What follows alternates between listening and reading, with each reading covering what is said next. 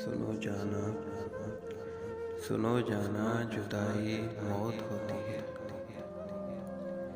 کبھی فرصت ملے تو دیکھنا پتوں کا گرنا تو، کہ جب یہ شجر سے گر کر زمین پر آن پڑتے ہیں تو کیسے روتے جاتے ہیں۔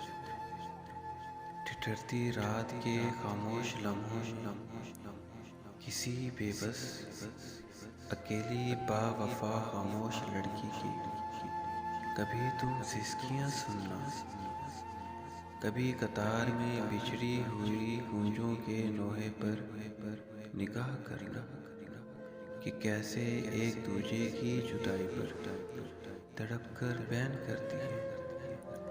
کبھی رخصت کے لمحوں میں کسی کی آنکھ سے لڑھکتے ہوئے آنسو کو دیکھو گے تو شاید جان پاؤ گے جدائی موت ہوتی ہے۔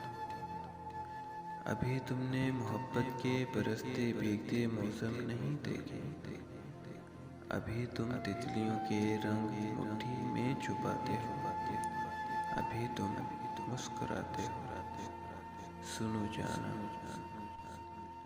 سنو جانا کبھی جو زندگی نے اجنبی ویران راہوں پر تمہاری یہ ہنسی چھین لی تو پھر آنسو بہاؤ گے تم اتنا جان جاؤ گے جدائی موت ہوتی ہے، جدائی موت ہوتی ہے۔